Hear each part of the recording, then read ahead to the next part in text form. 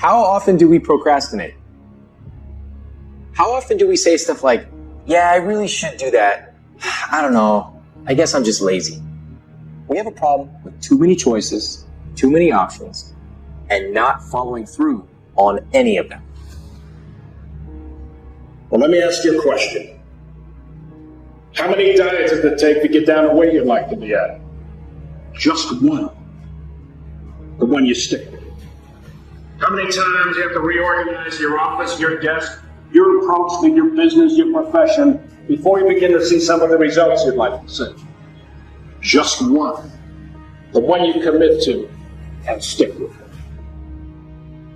The discipline is a constant human awareness of the need for action and a conscious act by us to implement that action. If our awareness and our implementations occur at the same time, then we begin a valued sequence of disciplined activity. Now here's the other side of discipline. If there's considerable time that passes between the moment of awareness and the time of our implementation, then that is called procrastination. Doing it tomorrow instead of today. Procrastination, an almost exact opposite of discipline. The voice within us says, get it done. Discipline then says, do it now. Do it to the best of your ability, today, tomorrow, and always, until finally the worthy deed becomes instinctive. Procrastination says later, tomorrow, whenever I get a chance. In every circumstance we face, we are constantly presented with these two choices. Do it now or do it later. Discipline and procrastination. A choice between a disciplined existence, bearing the fruit of achievement and contentment, or procrastination, the easy life for which the future will bear no fruit, only the bare branches of mediocrity.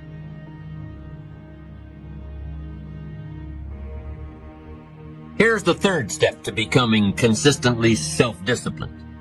Number one is realizing that discipline isn't the easiest option. Number two, discipline is a full-time activity, day by day, every day. And the third step to becoming self-disciplined is really a philosophy that holds one of life's unique promises. Number three simply says, for every disciplined effort, there is a multiple reward. That's one of life's great arrangements. It's like the law of sowing and reaping. In fact, it's an extension of the biblical law that says if you sow well, you reap well. Now here's a unique part of the law of sowing and reaping. Not only does it suggest that we'll all reap what we've sown, it also suggests that we'll reap much more. Life is full of laws that both govern and explain behaviors. But this may well be the major law we need to understand. For every disciplined effort, a multiple reward. For every disciplined effort, a multiple reward. What a concept. If you render unique service, your reward will be multiplied. If you're fair and honest and patient with others, your reward will be multiplied. If you give more than you expect to receive, your reward is more than you expect. But remember, the key word here, as you might well imagine, is discipline. Everything of value requires care and attention. Everything of value requires discipline. Children require discipline. They must have a structure built for them. They must have boundaries to work within so they feel secure and comfortable to explore and grow. They must learn to recognize what's right and what's wrong, what's acceptable behavior, what's not acceptable. Children require unwavering discipline, consistent discipline, or they'll be confused as to how they're supposed to behave. Likewise, our thoughts require discipline. We must set up our inner boundaries, our codes of conduct, or our thoughts will be confused. And with confused thoughts, we'll end up being confused, hopelessly lost in the maze of life. And confused thoughts produce confused results. Look around you at this very moment in time. What might you be doing that needs attention? Perhaps you're on the brink of giving up, or starting over, or starting out. And the only missing ingredient to your incredible success story in the future is a new and self-imposed discipline that will make you stay longer and try harder and work more intensely than you ever thought you possibly could. The most valuable form of discipline is the one that you impose on yourself. Don't wait for things to deteriorate so drastically that someone else must impose discipline into your life. Wouldn't that be tragic? How could you possibly explain the fact that someone else thought more of you than you thought of yourself? That they forced you to get up early and get out into the marketplace when you would have been content to let success go to someone else who cared more about themselves? Your life, my life, the life of each one of us is going to serve as either a warning or an example. A warning of the consequences of neglect, self-pity, lack of direction and ambition, or an example of talent put to use. Never underestimate the power of influence and associations. And never underestimate the power of your own consistent self-discipline. Now let's take a closer look at discipline, at the 3 steps to becoming disciplined. First, true discipline is not the easiest option. Most people would rather sleep until 10 o'clock than get up at 6. It's easier to go to bed late, sleep late, show up late, leave early. It's easier not to read. It's easier to turn on the television than to open a book. It's easier to do just enough than to do it all. Waiting is always easier than acting. Trying is always easier than doing.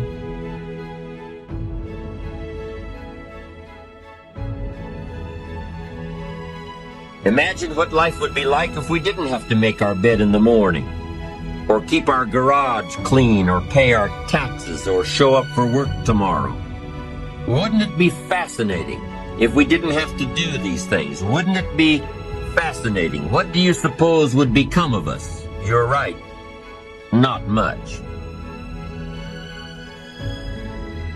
For whatever the reason, the system we live in and contribute to is designed to make the easiest things in life the most unprofitable.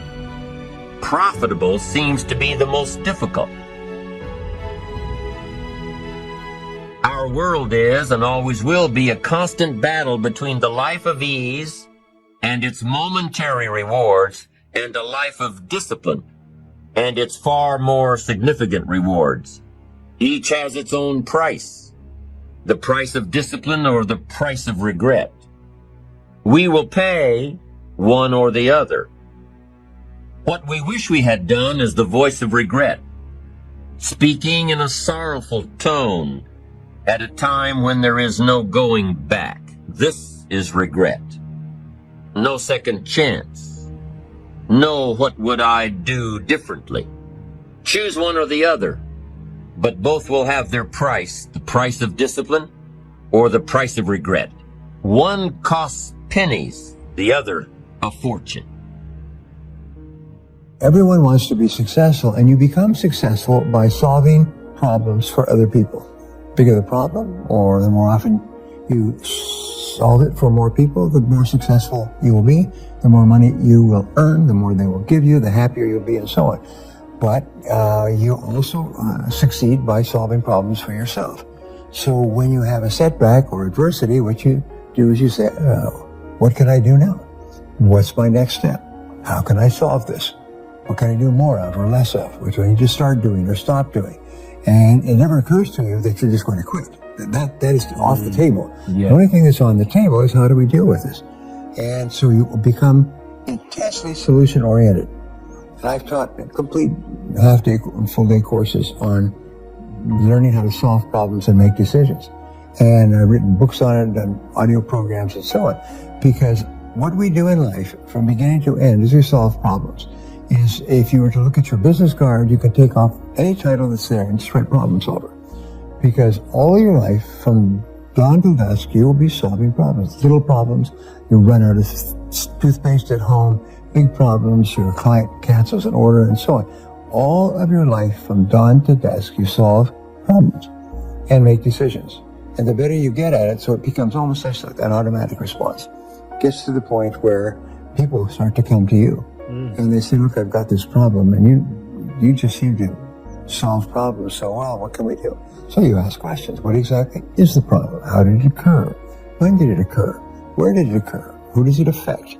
What are the various solutions that we could consider? And so on. And I teach these all the time. So people, instead of responding to a problem with anger or disappointment, they respond constructively. They say, wait a minute. Whatever it is, I can solve it. I just have to find a way to solve it.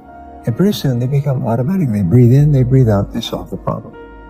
And it never enters their mind that they can do it. It's just a matter of time. Many solutions don't work.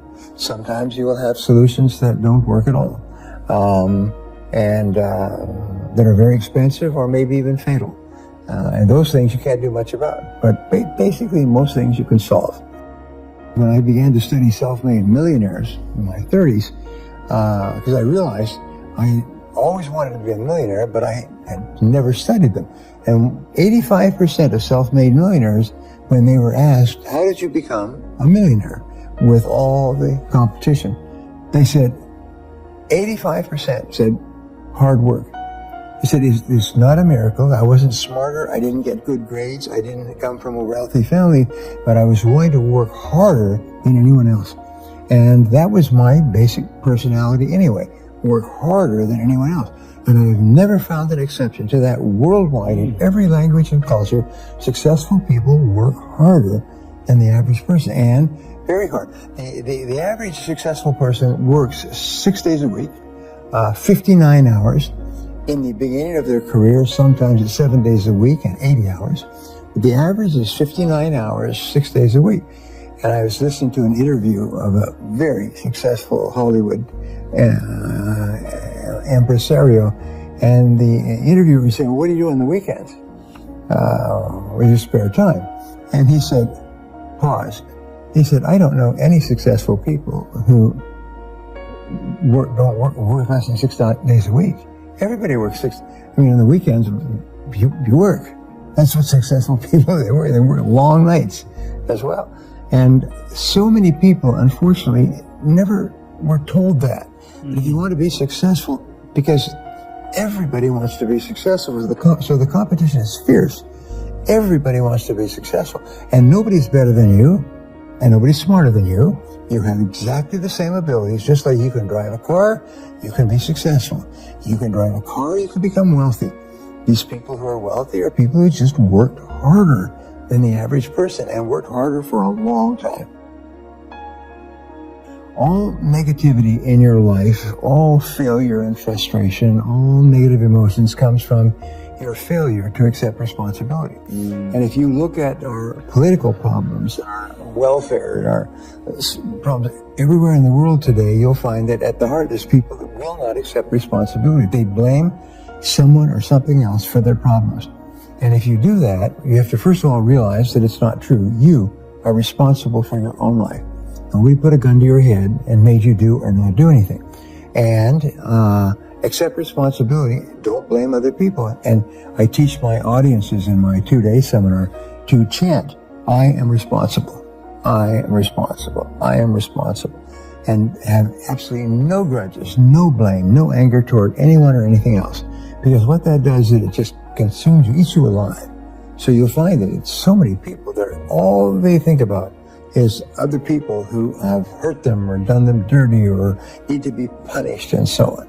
And you've heard me talk about you never think about other people in negative terms because it hurts you. It's like punching yourself in the face with your own fist. And the second turning point for me was learning how to write down your goals. If you are not writing down goals, then you are earning a fraction of what you can earn. If you want to increase your income by 10 times, write down your goals and make a plan to achieve the goals, and then work on the plan every day. Accept responsibility, set your goals and work on them every day. And then number 3, which is the magic, is dedicate your whole life to continuous learning. As Peter Drucker said, leaders are learners, as they learn all the time. Now, when I began teaching, there were about 1 or 2 billionaires in the world. Today, there's about 2,500 billionaires. And they're now starting to do some really intense interviews of billionaires to ask them about their lifestyle. Number 1 is every billionaire has worked very, very hard. 87% are self-made. They started with nothing and became billionaires in the course of their working lifetime. And you just think of the ones that are the most famous, whether it's Bill Gates or Warren Buffett or Richard Branson, all these people, they are starting off with nothing. And what they say is that they study an average of 60 to 120 minutes a day. Warren Buffett reads 500 pages a day. He organizes his life, he works 2 or 3 hours, and he reads the rest of the time. And they asked Buffett this question, and the question is, why are you so successful? And he says, it's because of my secret. And my secret is I just say no to everything that is not moving me toward my 1 or 2 most important goals. I just say no. I don't do anything else that is not moving me toward my goals. And if a person watching this would decide exactly what they want, and pick a simple goal, like to double your income within the next 6 to 12 months. That's a good goal, eminently achievable. You're surrounded by people who have done it already in the last 12 months and who are going to do it in the next 6 to 12 months. So make a decision to be one of them, all right? Then make a plan to achieve it. Why aren't you already earning twice as much? And pretty soon, if you ask the question, the answer will pop up. And then you start doing what you need to do every single day. And then read, learn, listen, upgrade your skills, because you can learn anything you need to learn. And the more you learn, the more you can learn. Your level of self-esteem or self-worth, your sense of personal value, the amount that you like yourself and respect yourself, determines the entire quality of your life. It determines the goals you set and how big they are. It determines how much you believe in yourself, which is how much you persist in your goals. It determines what you learn. It determines how much you like other people, how much they like you back. So the psychology of achievement is based around this concept that the more you do the things that make you feel good about yourself, which is setting goals, working toward them, treating people well, learning, taking good care of yourself, all the positive things that you do raise your self-esteem, improve your self-image, improve the quality of your relationships with other people, and enable you to have a wonderful life. And that just set me off.